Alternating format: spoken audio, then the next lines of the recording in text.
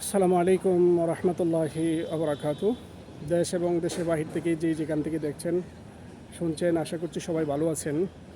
দেশের বর্তমান যে প্রেক্ষাপট চলতেছে, এই প্রেক্ষাপটটা আসলে আমাদেরকে একটা শঙ্কার মধ্যে ফেলে দিয়েছে।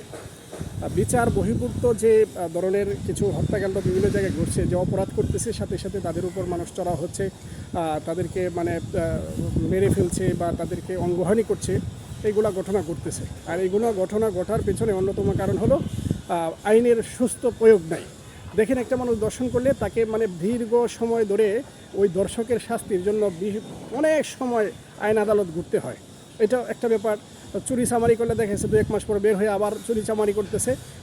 এই যে মানুষের আইনের প্রতি যে আস্থা উঠে যাওয়া, এর কারণ থেকেই মানুষ কিন্তু আজকে এই ধরনের কর্মকাণ্ডগুলো করতেছে বা করার সুযোগ পাচ্ছে।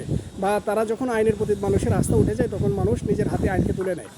এর মাধ্যমে অনেকগুলা ব্যাপার সামনে চলে আসে, যে কোনো তদন্ত ছাড়া একটা মানুষকে যখনই কোথাও কোনোভাবে ধরার পড়ে, যে ব্যাপকভাবে তাকে মেরে হত্যা করে ফেলা, ওই মানুষটা অনেক সময় দেখা যায় যে সে নিরপরাধ। তাহলে এটার দায়ভার কে নেবে?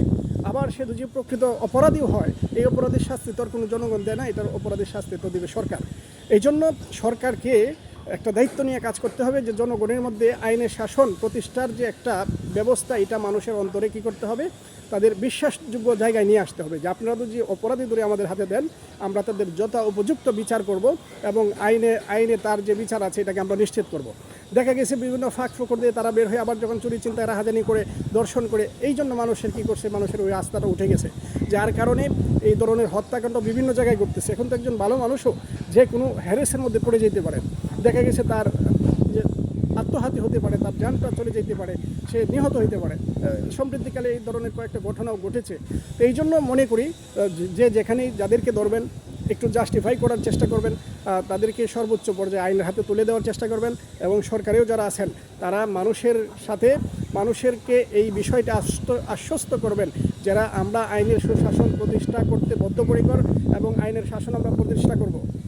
শেখ সাদী রহমতুল্লাহ আলাই শের বলতেন, যে মুলুক বেশি আসা, যে মুলুকের মধ্যে, যেই দেশের মধ্যে কি বিচার ব্যবস্থা থাকে না, ওই দেশটা কি হয়ে যায়, বঙ্গুর দেশে পরিণত হয়। তো এই জন্য বিচার ব্যবস্থাটা সবার আগে ঠিক করতে হবে। মানুষের জানমালের নিরাপত্তার কথা সামনে নিয়ে আসতে হবে।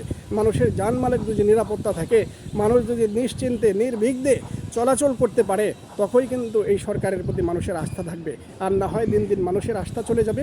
আর কিছু কুচুকরি মহল বা কিছু মানুষ তো চাচ্ছেই যে জুলাই বিপ্লবটা কী হয়ে যাক, ব্যর্থ হয়ে যাক, যাতে যারা প্রাণ দিল, প্রাণ দেওয়ার কোনো মূল্য থাকবে না। যদি পরিপূর্ণভাবে সরকার সঠিকভাবে দায়িত্ব পালন না করতে পারে, যথা উপযুক্ত সংস্কারগুলো সঠিকভাবে তারা না করতে পারে, তাহলে এত মানুষের প্রাণহানি, এত মানুষের আত্মহত্যা, এত মানুষের জানমালের ক্ষতি কোনো মানে হয় না।